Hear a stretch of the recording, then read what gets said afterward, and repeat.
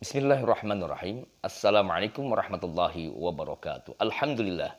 Wassalatu wassalamu ala rasulillah wa ala alihi wa sahbihi wa mawala. Saudara-saudariku sekalian yang dimuliakan dan dicintai Allah. Doa dan ruqyah membalas kezaliman orang-orang yang zalim. Bagi saudara-saudaraku sekalian yang sampai hari ini senantiasa mengalami tindakan-tindakan kezaliman dari orang-orang yang zalim, kejahatan dari orang-orang yang jahat. Apapun itu bentuk kezaliman dan kejahatannya. Kita disakiti, difitnah, dikhianati, ditipu, dicaci maki, dirampas hak-haknya, atau tidak ditunaikan haknya. Ataupun saudara-saudaraku sekalian dihantarkan sihir, apapun itu jenisnya. Santet, santau, teluh, tenung, guna-guna, doti-doti, pelet, black magic, dan jenis-jenis sihir yang lainnya. Nah, bagi saudaraku yang mengalami situasi yang tidak nyaman ini atau bahkan menyakitkan ini, maka ada beberapa hal yang perlu kita lakukan, ya, sesuai dengan petunjuk Allah dan Rasul-Nya. Nah, Allah dan Rasul-Nya tidak menyukai kezaliman dan orang-orang yang zalim. Dan bahkan di dalam hadis Nabi SAW dinyatakan bahwa doanya orang-orang yang terzalimi itu sangat-sangat mustajabah. Ya. Salah satu di antara doa orang yang sangat-sangat mustajab adalah ad-da'watul mazlum. Doanya orang-orang yang terzalimi atau yang dizalimi. Maka saudara-saudara sekalian, pada saat kita dizalimi, apapun itu bentuk kezalimannya berupa ucapan ataupun perbuatan, yang harus kita lakukan pertama kali adalah kita kembali kepada Allah. Kita mengembalikan urusan-urusan kita kepada Sang Pencipta. Mengapa demikian? Karena tidaklah Allah memberikan satu ujian kepada diri kita ataupun keluarga kita, melainkan Allah menginginkan atau menghendaki kita agar kita kembali kepadanya. Mungkin selama ini kita jauh, atau bahkan kalaupun kita melaksanakan apa yang menjadi perintah Allah hanya sekedar gugur kewajiban, kita tidak melaksanakan apa-apa yang diperintahkan secara total atau maksimal seperti sholat, ya, khususnya sholat 5 waktu misalnya, ya, sholat kita masih kadang bolong-bolong atau masih hanya dilaksanakan 1 waktu atau 2 waktu atau bahkan ya tidak pernah melaksanakan sholat 5 waktu. Nah, yang kedua, kita masih kadang-kadang melanggar aturan-aturan Allah. Ya. Dalam arti apa? Pelanggaran-pelanggaran ini berupa dosa dan maksiat yang lainnya. Kita belum bisa menjaga lidah kita belum menjaga mata kita, telinga, ya, tangan, kaki kita, atau bahkan hati. Masih selalu ada virus-virus penyakit-penyakit hati, atau tidak menjaga organ-organ tubuh yang lainnya. Sehingga apa? Dengan adanya masalah yang diberikan kepada kita, dengan otomatis reaksi sebagai seorang hamba yang tadinya jauh, tentunya ingin mencari tempat pelarian ataupun tempat mencurahkan segala masalah-masalah atau problem yang dihadapinya. Dan fitrah manusia ketika mengalami masalah, dia akan lari ke tempat-tempat tertentu, atau dia akan mencari jalan keluar dari masalah yang dihadapinya. Maka saudara sekalian, anjuran kami, dan di video-video kami sudah dijelaskan sebelumnya, pada saat kita mengalami masalah-masalah ataupun ujian-ujian seberat apapun, yang pertama kali kita harus curahkan hati kita, curahkan segala masalah kita adalah kepada Allah. Ya, kepada Allah yang pertama kali, jangan kepada makhluk. Bagaimana cara kita mencurahkan segala problem, masalah-masalah yang kita hadapi ini kepada Allah? Maka cara yang paling efektif adalah kita berdoa kepadanya. Dengan cara apa? Tentunya kita harus kembali, ya, kepadanya. Kita tunaikan sholat, khususnya sholat hajat. Ya, bagi yang sudah sering melaksanakan sholat hajat 2 rakaat, silahkan sholat hajat atau niat untuk meminta pertolongan Allah. Bagi saudaraku yang mungkin tidak pernah menunaikan sholat, mulailah kita, bangunlah di waktu malam, sholatlah 2 rakaat, lalu curahkan isi hatinya, curahan masalah-masalahnya. Kalau perlu pada saat kita mencurahkan masalah-masalah kita itu, kita mengeluarkan air mata kita. Air mata, bukan air mata buaya ya, tapi air mata yang berasal dari hati kita yang paling dalam, pengakuan-pengakuan kita selama ini. Ya. Jadi kita menghadap Allah ini dalam rangka mencurahkan isi hati kita, sebagaimana kita ketika kita berbicara kepada manusia, maksudnya ya. Kita mencurahkan isi hati kita dan tak ada orang yang tahu kecuali hanya diri kita dengan Allah. Maka curahkanlah, tumpahkanlah segala masalah-masalah saudara-saudaraku sekalian. Ya. Kita curahkan, kita minta, mohon kepada Allah. Dan saran saya, dan saya memperingatkan, kita jangan lari ke makhluk. Kita jangan pergi ke manusia terlebih dahulu. Apalagi pergi ke tempat-tempat yang tidak diridhoi Allah.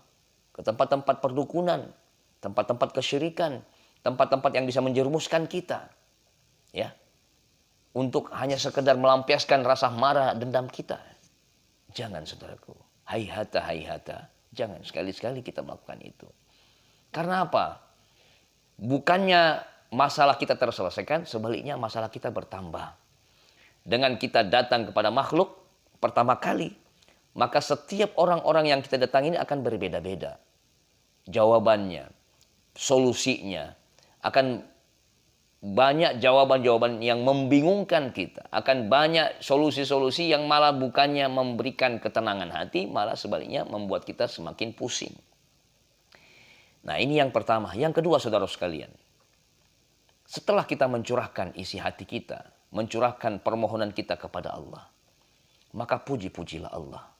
Ya, puji-pujilah Allah. Ya. Dengan apa? Ada Allah yang memiliki nama-nama yang baik. Allah memiliki nama-nama atau Asmaul Husna. Di antara nama Allah yang baik itu di antaranya apa? Allah Maha Rahman, Allah Maha Rahim. Maka sebutkanlah pertama kali adalah Ya Allah, Ya Rahman, Ya Rahim. Sayangilah hamba, cintailah hamba. Kita puji Allah. Yang kedua barulah kita sebutkan nama Allah yang lain. Ya Jabbar, Ya Qahar. Jadi 4 asma ini kita harus sebutkan. Ya bukan harus, maksud saya kita ungkapkan di dalam doa kita. Ya Rahman, Ya Rahim, Ya Jabbar, Ya Qahar. Ya Jabbar zat yang maha memaksa, Ya Qahar zat yang maha perkasa. Nah, keempat zikir ini, zikir dari Asmaul Husna ini, kita jadikan wasilah. Oke? Wasilah untuk apa? Untuk menyambungkan rasa kita, menyambungkan diri kita kepada Allah pada saat kita berdoa. Oke. Yang ketiga, sesudah kita memuji Allah, maka pujilah kekasihnya Allah. Siapa kekasih Allah yang paling terdekat? Yakni Nabi Muhammad sallallahu alaihi wasallam. Ya. Ucapkanlah Allahumma salli ala Sayyidina Muhammad wa ala Sayyidina Muhammad. Atau boleh memakai salawat Sunan Kalijaga. Allahumma salli ala Sayyidina Muhammad fil ma'i wan nari wal riyahi wal ardi wa ala alihi wa sahbihi wa sallim. Atau salawat Kalijaga, Asonaka, ya Allahumma sholli sholatan kamilatan wa sallim salaman taman ala Sayyidina Muhammad. Allahumma inni abra'u min hawli wa quwwati ila hawlika wa quwwatika la hawla wa la quwwata illa billah. Ya hasbi Allah ni'mal wakil. Silahkan baca sholat yang apa saja. Berapa kali kita baca sholawat? Sebanyak-banyaknya. Berapa kali kita baca tadi Asmaul Husna? Sebanyak-banyaknya. Bacalah minimal 100 kali Asmaul Husna tadi dan bacalah 100 kali sholawat. Lebih banyak ya lebih baik. Kita puji-puji kekasihnya Allah. Karena apa? Ketika kita memuji kasih Allah, maka dengan sendirinya Allah pun ridha sama kita. Hatta di dalam diri kita ini masih ada kesombongan. Ya, walaupun sebesar zarrah. Ketika kita berdoa, maka tidaklah orang berdoa walaupun di dalam hatinya ada penyakit. Namun ketika dia menyebutkan nama kekasih Allah, maka insya Allah hal ini mahfum, dapat difahami. Ya, apalagi situasi kita dizalimi. Oke. Yang keempat, pada saat kita sudah berdoa kemudian kita mengucapkan asma husna, lalu kita memuji kekasihnya Nabi Muhammad SAW dengan sholawat, maka yang keempat yang harus kita lakukan adalah berdoa. Berdoanya dengan apa? Jangan dengan lidah. Sambungkan rasa kita kepada Allah, tembuskan ke langit, ya. Bukalah segala pintu-pintu portal hati kita ini dengan berusaha kemudian meminta keadilan Allah, meminta pertolongan Allah dengan mengucapkan, ya, kalimat-kalimat tadi. Ya Allah, ya Jabbar, ya Qahar, ya Allah, ya Jabbar, ya Qahar, ya Allah, ya Jabbar, ya Qahar. Boleh pakai bahasa Indonesia, pakai bahasa Melayu, bahasa Inggris, bahasa Arab. Silahkan berdoa. Atau doa yang saya sudah sampaikan di video saya, ya Jabbar, ya Qahar, ya Qawi, ya Matin, khudh haqqana wal muslimin wa man zalamana wal muslimin. Ya, ya Jabbar, ya Qahar, khudh haqqana wal muslimin wa man zalamana wal muslimin. Ya Allah, zat yang maha perkasa lagi maha memaksa, ambillah hak kami dan haknya kaum muslimin dan siapa saja yang menzalimi kami dan orang-orang muslim. Apabila tak dapat menghafal doa ini, silahkan doa yang panjang dengan menggunakan bahasanya masing-masing. Ya, yang bisa difahami, yang bisa nyambung di dalam rasa hati kita yang terdalam. Nah, inilah doa yang terbaik sesungguhnya. Doa yang terbaik itulah doa yang nyambung, yang berasal dari lubuk hati kita yang paling dalam. Maka doakan mereka kepada yang telah menzalimi.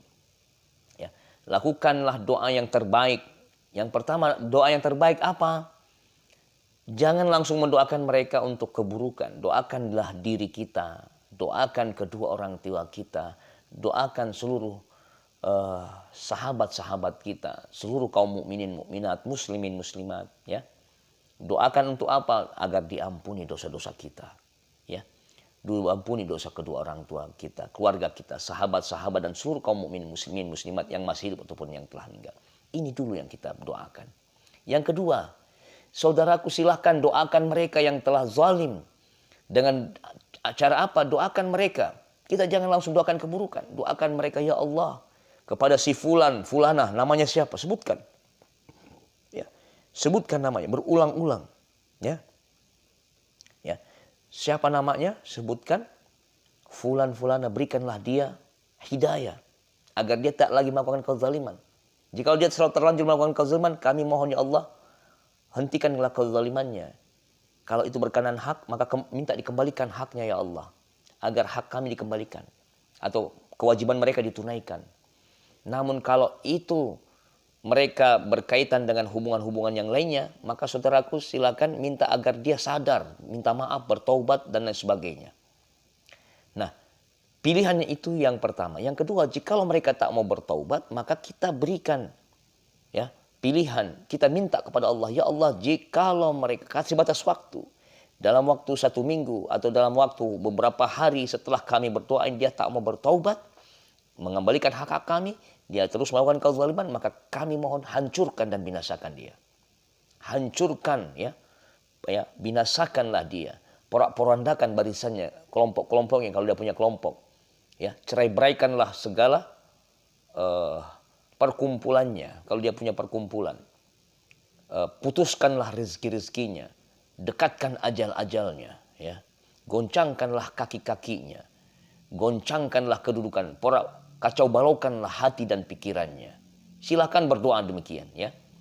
Pakai bahasa apapun, bahasa Melayu, bahasa Indonesia, bahasa Inggris, bahasa Arab, atau bahasa-bahasa yang difahami yang tembus di hati kita. Nah, sesudah itu saudara-saudara sekalian, barulah kita meminta kepada Allah. Sesudah itu bacalah surat Al-Ikhlas yang banyak. Baca surat Al-Ikhlas. Qul huwallahu ahad, Allahus samad. Sebanyak berapa kali? Bacalah 100 kali. Lebih baik lagi baca 1000 kali. Setiap 100 kali, berhentilah doakan, ya Allah, dengan panas dinginnya surat Al-Ikhlas ini, hamba mohon kepada si fulan atau fulanah, namanya siapa, bin atau bintinya siapa, maka kami mohon ya Allah, timpakanlah mereka dari panas dinginnya surat Al-Ikhlas ini. Kalau dia memang benar, maka pasti dia akan merasakan dingin. Kalau dia salah, pasti dia akan merasakan panas yang sangat-sangat dahsyat. Dan bahkan bisa mengalami hal-hal yang luar dugaan kita. Jangan lupa ya, surat Al-Ikhlas ini sebagai ruqyah untuk diri kita juga ya. Bisa kita lakukan terapi ruqyah. Dengan kita membaca surat ini, dengan otomatis kita telah melakukan ruqyah pribadi kita, ruqyah diri kita. Nah, bacalah surat Al-Ikhlas 100 kali. Lebih banyak lebih bagus. Dan jangan lupa setiap di akhir 100 kali Al-Ikhlas ini, kita berdoa dengan doa tadi. Insya Allah tidak lama mereka yang telah zalim akan merasakan balasan akibat perbuatannya. Ya. Nah, sesudah itulah barulah ditutup dengan kalimat, Ya Allah, ijabah doa-doa kami. Ulang-ulangi, Ya Allah, ijabah doa-doa hamba. Ya Allah, kabulkan doa-doa hamba. Minta terus, kabulkan ya Allah, kabulkan ya Allah. Sebanyak-banyak ucapkan demikian. Jadi jangan lupa, jadi doanya jangan di lidah ya. Kita pakai hati. Kalaupun pakai lidah, lirih, suaranya lirih, jangan terlalu keras ya. Ya. Kita tembus benar-benar seolah-olah kita ini seperti orang yang tenggelam yang minta tolong. Ya, orang yang tenggelam di tengah samudera yang luas, tak ada orang kecuali kita, siapa lagi kepada kita. Nah, seperti itulah perasaan diri kita. Nah, lakukan hal ini mudah-mudahan segala doa-doa kita diijabah oleh Allah Subhanahu wa taala. Terima kasih. Amalkan, praktekkan, insya Allah mudah-mudahan segala permohonan kita dijawab oleh Allah Subhanahu wa taala. Jazakumullah khairan katsira. Bagikan video ini kepada saudara-saudara kita yang lainnya. Terima kasih. Assalamualaikum warahmatullahi wabarakatuh.